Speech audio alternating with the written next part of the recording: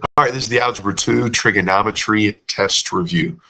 First thing you'll notice on the test review, the unit circle is not necessarily attached to this test review, but this will be your first question. Being able to fill out this from scratch. Obviously, this is absolutely necessary for you to answer a lot of the other questions. So it's kind of like making a cheat sheet. So make sure you can fill this out. We're going to reference this as we go through the test review. So on the first question, I'm actually going to make a quick separate little cheat sheet here. Question says, in which quadrant or quadrants can theta lie under the given conditions? So of course my answer is quadrant 1, 2, 3, and or 4. Because again, we can have multiple answers on these questions. So I'm going to do is I'm going to make a cheat sheet. I'm going to make a quick little XY coordinate plane. And then I'm going to recognize that cosine, remember, is essentially the same thing as your x coordinate, and sine is your y coordinate. And tangent is y divided by x. So that means in quadrant 1, both x and y are positive. So that means y divided by x is also positive. And remember, y divided by x is tangent.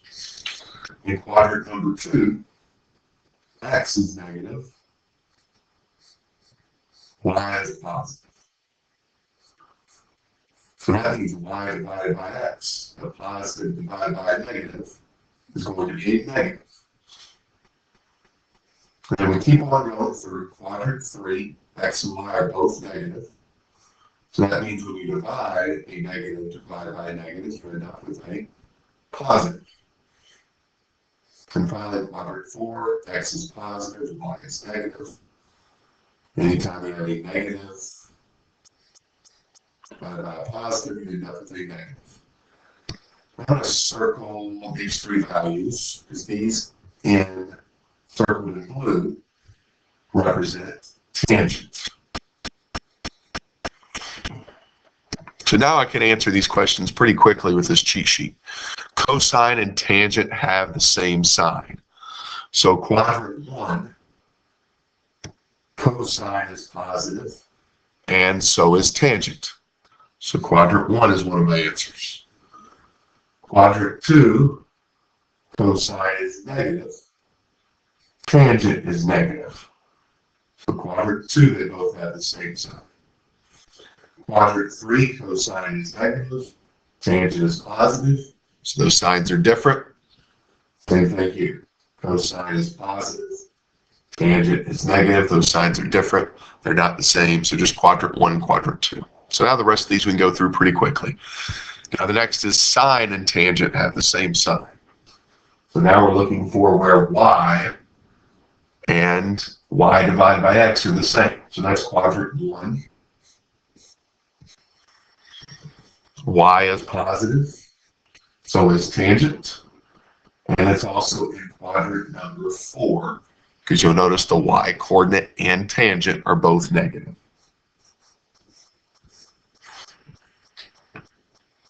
Then finally, we're looking for where cosine is negative and sine is positive, but really it's where x is negative and where y is positive. So that, of course, is in quadrant 2.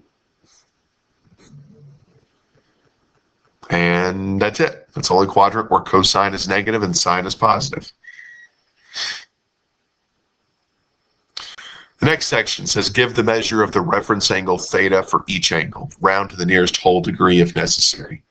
First question asks for the definition of reference angle. In a complete sentence, there's one example that you can use. So for the rest of these, we're going to sketch the angle. So the first angle is 140 degrees. So 140 degrees is in the second quadrant. So remember, this piece is 90. This piece is 50. But the reference angle is basically the shortest angle measure it takes to get to the x-axis. So there's our reference angle. So the reference angle is 40.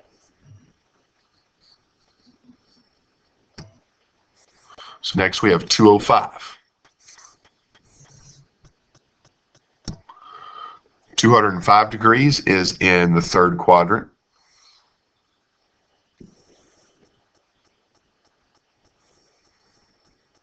So that's 90. That's 90, so it's 180, which means this piece right here has to be 25 degrees. Again, the reference angle is the shortest angle measure to get to the x-axis. So that's why the reference angle in this case is 25 degrees, because one of the sides of that angle is already the x-axis. It's not always just the other angle. Yes, this angle right here is 65 degrees, but that's not the reference angle because one of the sides has to be formed by the x-axis. Number 7 is 355. 355, of course, is in the fourth quadrant. It's almost a full circle.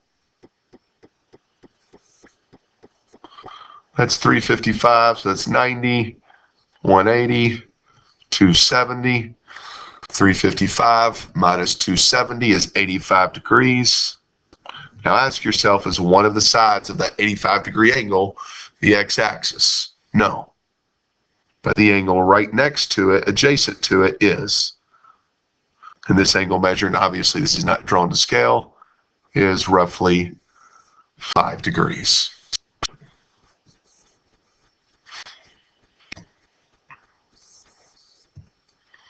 And then finally, negative 58. Of course, when we graph negative 58, we're going to go clockwise.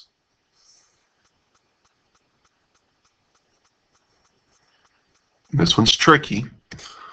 So negative 58 should be about right there. Maybe a little bit of a bigger angle, but it's close enough.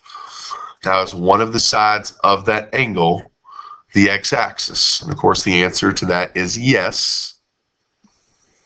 But remember, the definition of reference angle is always positive. So the reference angle for negative 58 is actually positive 58 degrees.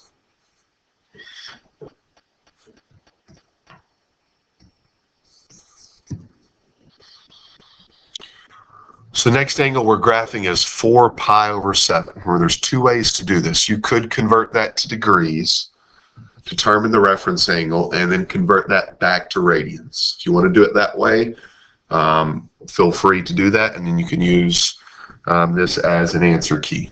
But I know that 4 pi over 7 is going to be in quadrant 2 because it's in between 1/2 and 1 pi. So I'm going to estimate something like this. So that's 4 pi over 7, which means the reference angle is this angle right here, this piece, because that's the shortest degree measured to get to the x-axis. So essentially what we're doing is we're taking 1 pi and subtracting 4 pi over 7. But remember, if we use the calculator to help us out at all, we're not going to actually put pi in the calculator. So really it's 1 minus 4/7,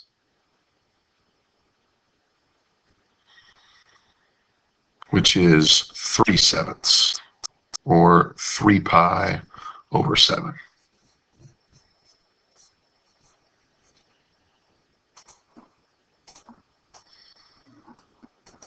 All right, and then the last one, 7 pi over 5. So again, 7 pi over 5 is also equivalent to about 1 2/5 pi, which means when we sketch this, this is pi over 2, this is pi, this is 3 pi over 2. That angle is going to be somewhere in the third quadrant.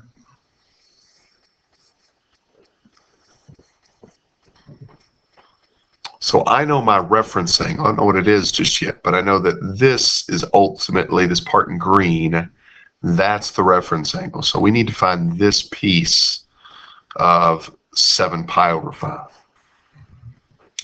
So this time what I'm going to do is I'm going to take that whole angle, 7 pi over 5, and I'm going to subtract just this piece, just pi.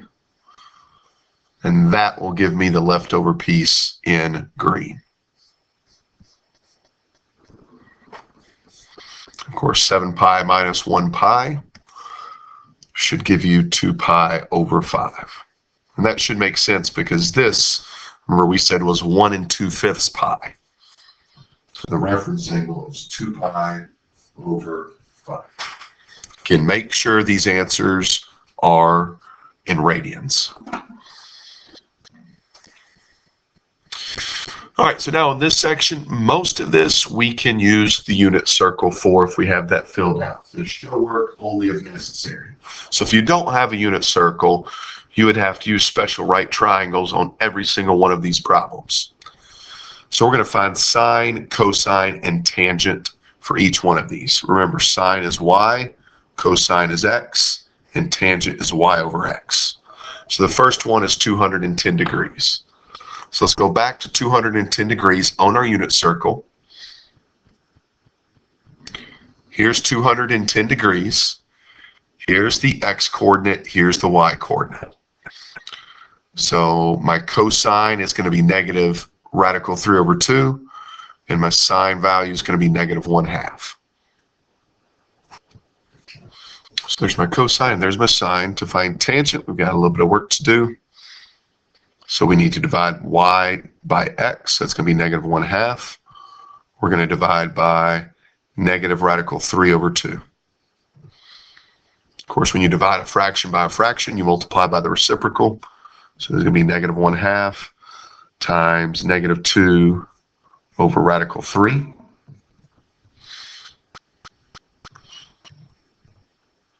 We're going to multiply across the top, so you get positive 2. 2 radical 3. 2's cancel out. You can't have a radical at the bottom.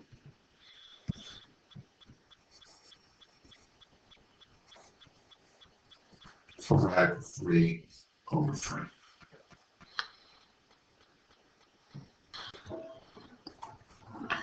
So obviously you probably want a separate piece of paper to do some of these calculations for tangent.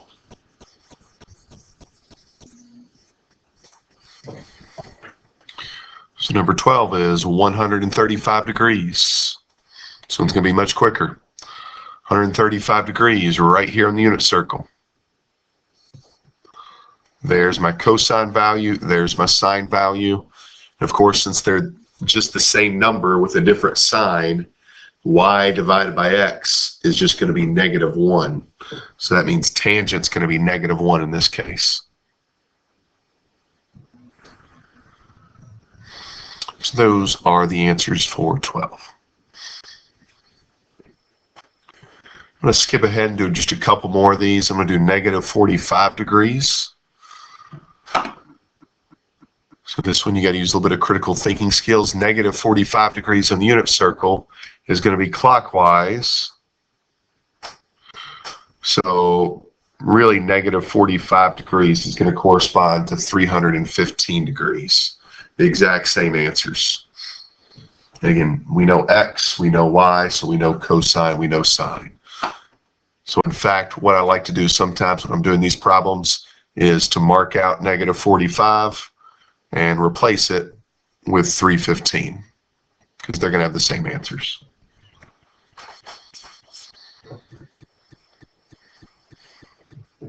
So let's just do one with radians. So let's take 5 pi over 6. Oh, you know what? Let's take one. Let's take a harder one. Let's do 15. 15 is a little tougher. 15 is 9 pi over 4. So you'll notice 9 pi over 4 does not show up on the unit circle. That's because it's greater than 360 degrees or greater than 2 pi radians. 9 pi over 4 is the same thing as 2 and 1 pi over 4. And since the unit circle repeats itself, we can really just cross out the 2 and look for this on the unit circle, pi over 4. And pi over 4 does show up on the unit circle. right here. Again, it's an easy one because pi over 4 corresponds to 45 degrees.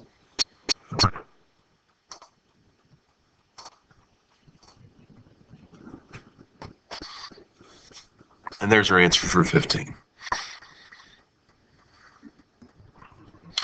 All right, so finally we're going to determine what angle is coterminal to the given angle theta. So there's one way to define coterminal angles. They're two angles with different angle degree or radian measures, but they have the same initial and terminal sides. So basically, if they give you an angle that is a negative angle, negative 95 degrees would be something that is in quadrant number 3. Since it's negative, we're going clockwise.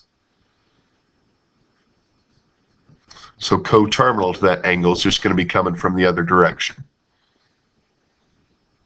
So this angle in green is coterminal to negative 95. So basically what I like to do is I know that this angle measure is going to be positive. So I'm just going to take 360 and subtract 90. And that gives me positive 265 degrees. The absolute value of these two angles will always equal 360. And there's technically infinite number of coterminal angles, but we're only concentrated on answers that are in between negative and positive 360 degrees here in Algebra 2. So number 19, say big 35 degrees is here, small angle, which means the angle coterminal to 35 degrees is going to be negative. It's going to be coming from the other direction. So I'm going to put a negative in my answer box. But really what we're doing is we're taking 360 and subtracting 35. If you want to think about it, it's really the other direction around 35 minus 360. Either way, we know the answer is a negative something, in this case, negative 325.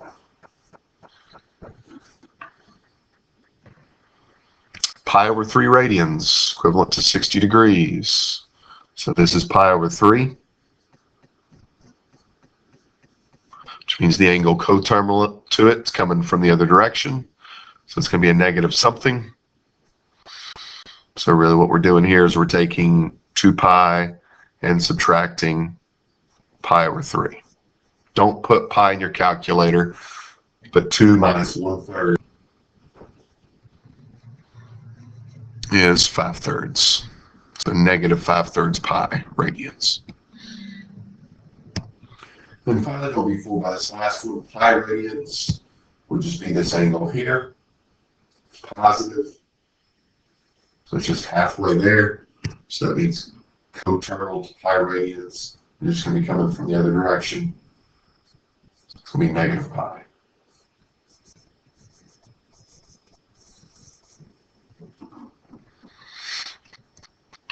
Final question, 22 and 23. The cosine of some angle in the first quadrant is equal to the sine of another angle that is not in the first quadrant. Give one possible combination of angles that is true of. There's actually more than one answer to this, but we're going to go back to our unit circle. So we're looking for the cosine of some angle in the first quadrant. So that's these x values, or these are not technically in the first quadrant. So you're looking for a sine value that is equivalent to one of these answers right here. And since cosine is positive, we're looking for a quadrant where sine is positive in, and the only two quadrants sine is positive in is 1, and 1 is not an option for the directions. So the answer has to come from quadrant number 2. So one example of a correct answer would be the cosine of 30 degrees is equivalent to the sine of 120 degrees, because the x value and the y value match up right there. So I'm going to say the cosine of 30 and the sine of 120. And then finally, the last question for any theta, what is sine squared plus cosine squared? Well, one way to demonstrate this is pick an angle for theta. So let's just pick an easy one. Let's pick 30 degrees for theta.